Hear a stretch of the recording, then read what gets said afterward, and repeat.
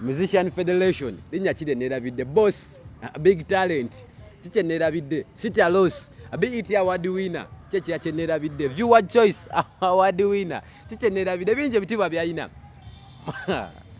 kana kambata semyekozo alwanya abakyala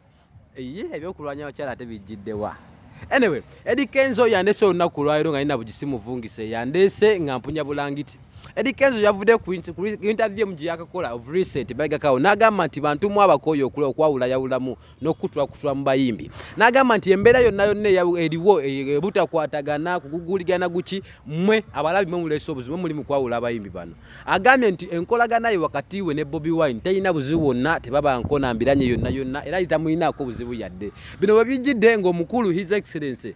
Kyagulanyi Center mu Bobi Wine yavaayo n'ategeeza n'agamba nti abayimbi ba Federation bano abakulemberwa omukulu Edilisa Musuuza bavaayo ne baleddwaliro ddamba ery'ekiruddu mu ssente gavumenti gyagezaaku okulabika nti ebawa sobola okugezaaku okulabika nti zibayambako. Bino byasipakinga omuliro era nga bwe twogerera kati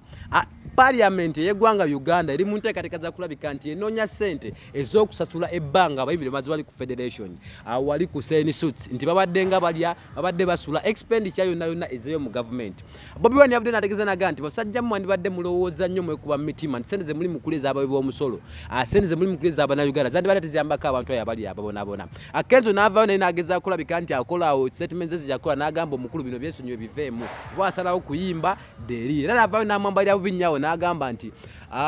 gwe wakera ku makyano ogamba nti osazeewo okugenda mu politics si kyosakidde abayimbi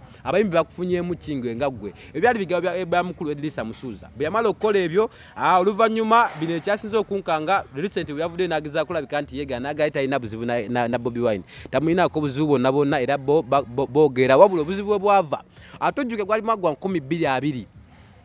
ojjukira situation yaliwaawo bulutik omukulu ayagala nnyo okwegulumiza simamuweza message zange tanziramu nandeka ku bulutik nefuuka bulutik. Eddy Kenzo yagamba nti Edilisa agamba nti omukulu ono Bobi Wine ye kyabuzibu bwamulinako buli bumu bwakulabika nti yeegulumiza n'abaana aba social media bagezaako kulabika nti bakisusa. Agamba nti mwemusinza oleeta obutakkaanya n'okwawula yawula mu bantu bano mwemusinza okuleeta embeera yonna etagatta mu bantu bano ye ne Bobi Wine tebalina mbeera yonna egezaako kulabika nti ebawula. Bino bigambo yabyogedde bwe yabadde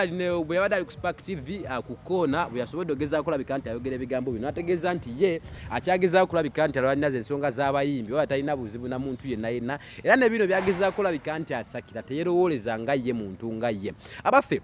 tujja kudda ku Eddy Kenzo waffe oli omukadde gwe tumanyi munansonyiwa bikomyawo. Eddy Kenzo yayimba volongoto Eddy Kenzo yayimba mpulira mbakooye n'atuuka n'agamba nti we ndibanga nvudde mu bulamu bw'ensi abaana bange mubalabiriranga. Abo tutunulira Eddy Kenzo oli omukadde. Eddy Kenzo yava mu big talent yava mu Firebase ne Mick Wine nga balina oluyimba olwamu wa breakthrough yanimba n'endaza zaakola nti Eddy Kenzo oli byayimba mu system volongoto byayimba mu mbakooye saa zino ensi ekyuseemu nti kati wetwogera byanjawulo ebiriwo luno otalo lugenda kulanda tuli wakati nti nga ne DJ Jacob omutuuze naye awanda eri omukono Eddy Kenzo naye agamba nti omukulu ono alina ne bamuyitawo simanyi mukulembeze waaki nekiriwo kati omukulu okuva n'ategeeza n'agamba nti talina buzibu na Bobi Wine kitegeeza ki kitulekawa nga music industry because tukomawo bino zezimu kusaga zitasobola gezaako kulabika nti tubuusa amaaso ye agamba nti alwanira copyright